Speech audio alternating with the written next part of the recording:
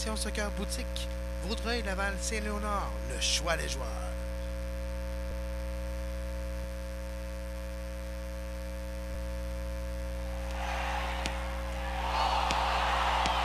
Sur la transversale avec Kevin Laramé, la seule émission entièrement dédiée à l'Impact de Montréal et au FC Montréal.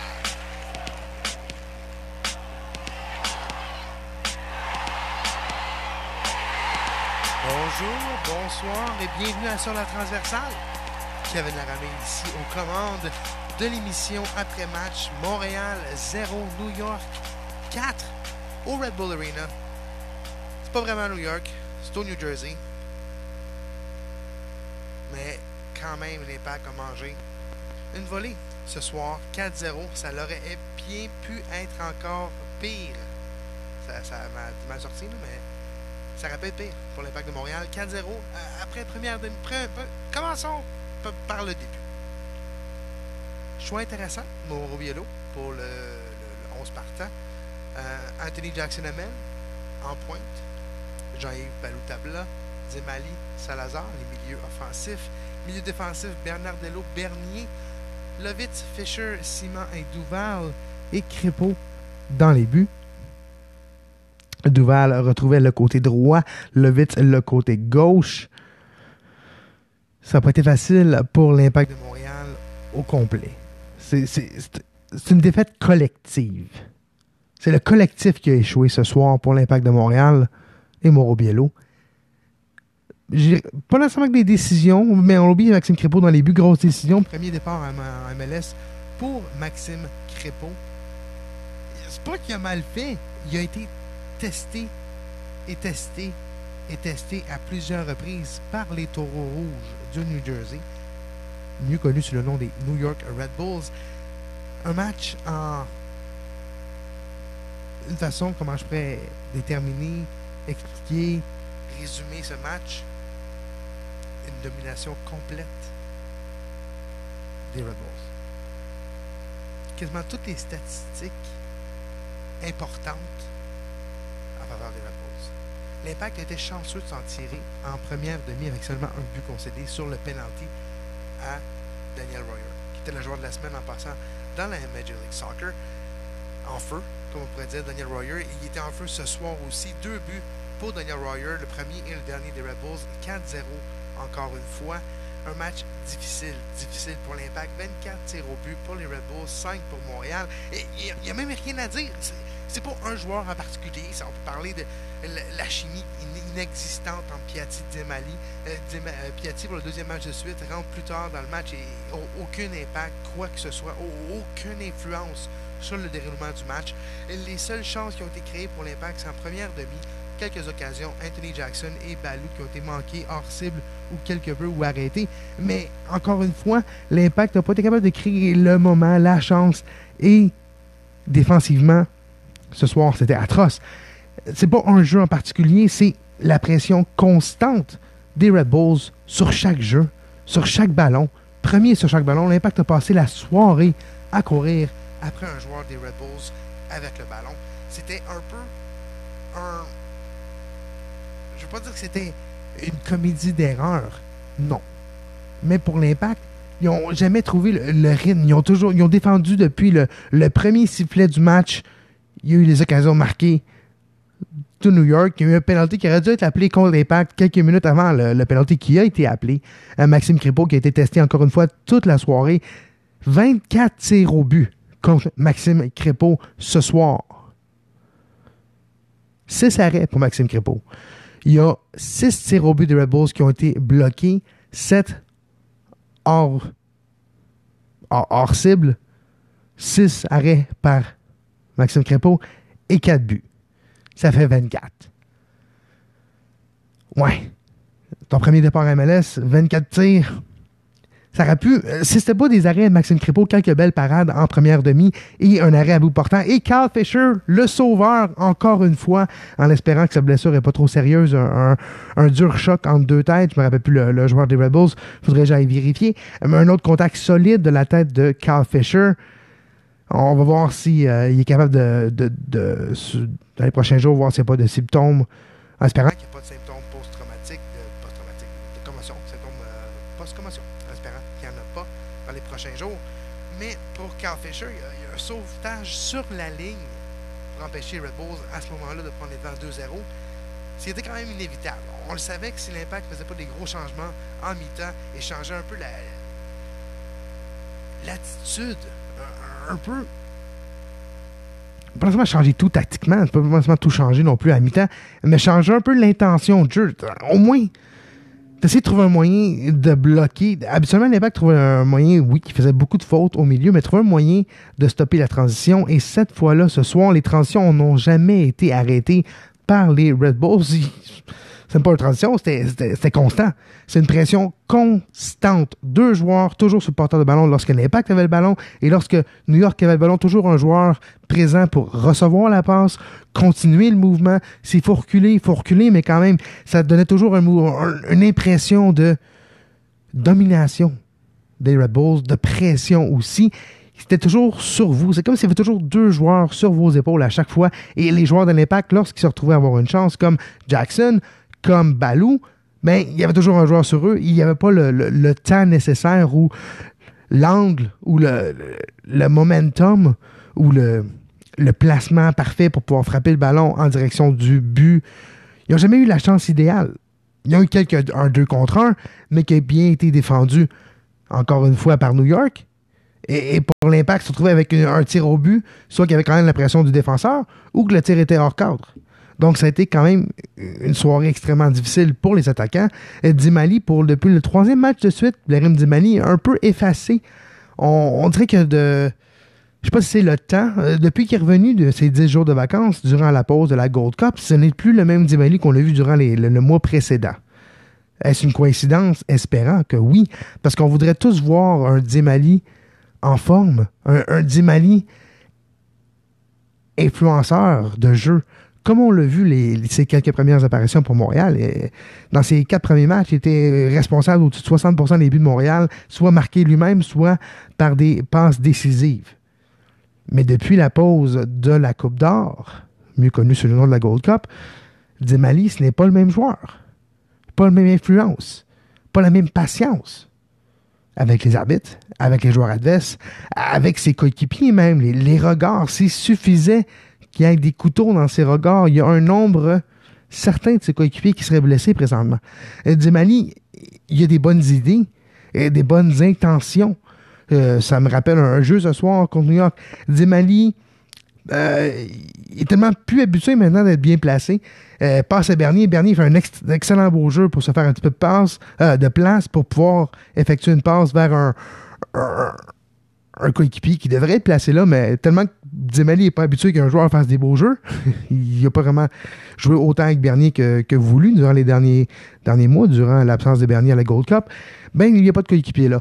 Puis lorsque Dimali a vraiment l'intention, l'idée, crée un beau jeu, fait de l'espace, passe le ballon, prépare un tir au moins, prépare une chance sur un plateau d'argent, mais le coéquipier n'est pas là pour le finir. Donc, il y a un manque pas de communication. C'est un manque de capable de partager l'idée qu'on va avoir. Mais c'est impossible. Ils font pas de la télépathie.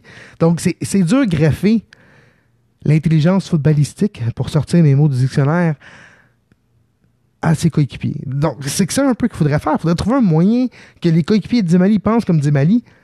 Comme ça, ben, il y aurait un meilleur pourcentage de passes, surtout ce soir. 60% des passes effectuées étaient complétées pour l'impasse, donc 40% étaient manquées.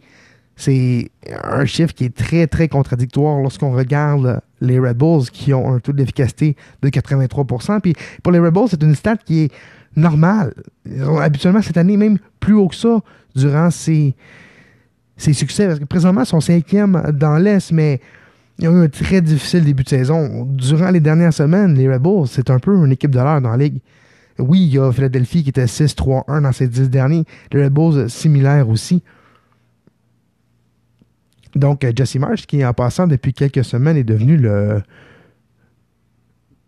l'entraîneur avec le plus grand nombre de victoires pour les Red Bulls de New York. Jesse Marsch a une autre victoire comme Montréal. On sent aussi qu'il y a une certaine tension entre les deux équipes. À chaque fois que les équipes s'affrontent, on remarque une certaine rivalité qui s'est créée lors des dernières années en série, en Champions League, mais surtout l'année dernière, durant les séries, lorsque l'Impact de Montréal a été un peu surclassé, mais a trouvé le moyen de gagner en série. Oui, le grand cliché que la meilleure équipe n'a pas gagné, mais l'équipe qui a mieux géré la série, qui a mieux été capable de bien contrôler ses émotions, de jouer le jeu, de bien faire si on se rappelle, durant la playoff run, durant la course aux séries de l'Impact l'année dernière, ils ont trouvé un moyen de gagner lorsque c'était pas nécessairement l'équipe la plus favorite. Ils ont trouvé un moyen en tuant le jeu un peu au milieu, ce qu'ils n'ont pas été capables de faire ce soir. Dans le fond, il faudrait retrouver l'esprit de tueur de jeu du milieu, comme l'Impact avait en série l'année dernière. Pour revenir au match de ce soir, rapidement, 553 passes effectuées par les Red Bulls de New York contre 251 pour Montréal. Parce que Montréal, c'est pas qu'ils ne voulaient pas faire de passes, mais il n'y avait pas le ballon. 68,9% de possession pour New York, ce qui laisse un maigre 31,1% du ballon. Puis ce 31,1% du temps-là, c'est avec 1 ou 2 ou 3 ou 4 joueurs des Red Bulls dans les talons. Oui, l'Impact a gagné plus de duels, 44 contre 37, mais ça veut dire quoi? Ça veut dire que l'Impact avait souvent l'obligation d'aller au ballon puis de se battre pour aller voir le ballon, donc de créer le duel parce qu'il courait après le jeu. Courait après le jeu parce que New York ne laissait aucune chance à l'Impact d'avoir 2, 3 passes consécutives pour créer une possession. Non. Red Bulls tuait la possession de l'Impact, regagnait possession et créait du mouvement et allait vers l'avant. Oui, l'Impact a plus de tacles ce soir aussi. 15 contre 11 pour New York. Mais ce que ça veut dire, ça, c'est que l'Impact devait enlever le ballon plus souvent à l'adversaire parce qu'il ne l'avait pas. Et oui, plus d'arrêts pour Maxime Crépeau que Luis Robles. Montréal a 5 tirs au but. 2 cadrés, 2 arrêts pour Luis Robles. Oui, Montréal a plus de dégagement que New York, encore une fois. 25 pour Montréal, 15 pour New York. Une stat qui est encore une fois non positive. C'est une stat négative. C'est une stat qui indique aucunement ce que c'était le match parce que Montréal se devait de clairer, se devait de dégager son territoire, sa boîte, son périmètre. J'ai plus de synonyme. 25 fois. Donc, les stats importantes, c'est 24 tirs au but pour New York, qui est un nombre élevé. L'Impact ne devrait pas accorder 24 tirs au but. Oui, il y en a 6 bloqués. Donc, c'est positif. Il en reste 18. C'est ces 18 tirs au but-là qui est le problème. C'est ces 18 tirs au but-là que Montréal a laissé New York avancer, reculer, se retrouver avec une chance de tir au but. Puis c'est là que Montréal s'est fait avoir. Montréal, les buts, regardez les buts de New York, c'est pas des superbes buts de loin, non. C'est des buts de pression créés que les joueurs retournent, se retrouvent dos au gardien. 2-3 dans la boîte, ça passe, ballon qui revole. Ah, un but. Créer une pression, un joueur en échappé, Crépeau est obligé de sortir, l'accroche, penalty. C'est pas des efforts individuels de New York qui a battu l'Impact. C'est la pression constante, c'est de l'avancement du ballon. New York est bon pour créer l'esprit de panique. Ils vous font paniquer dans la boîte. Ah, ils arrivent les beaux. C'est un peu ce sentiment-là que New York est capable de créer sans arrêt. Cette pression-là envers les défenseurs, le porteur de ballon lorsque Montréal a la possession, qui était encore une fois 31,1%. Mais ce chiffre-là est dicté par la pression constante de New York. Puis il y a un aspect du jeu de Jesse Marsch qu'on peut dire, c'est un peu Moneyball peut-être. C'est un peu plus college football de quelques années avec genre Chip Smith. OK? Lui, on ne fera pas une analyse, là. Mais Chip Smith, je pense, son nom. En tout cas, lui, là, l'ancien coach des Philadelphie qui s'est fait congédier, puis de San Francisco qui s'est fait congédier, mais avec les Oregon State. Non, en tout cas, avec une équipe de la NCAA, ça c'est sûr, je ne me tromperai pas, il avait trouvé une stratégie d'utiliser le temps de possession plus.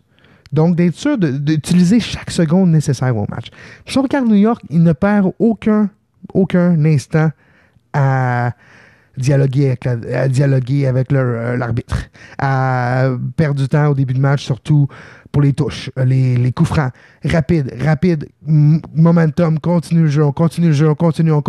Il arrive un tac qu'on n'est pas d'accord, une décision qu'on n'est pas d'accord, c'est pas grave, on se concentre sur le jeu présent, on se concentre à continuer, on se concentre à ne jamais arrêter le jeu, à continuer cette pression-là.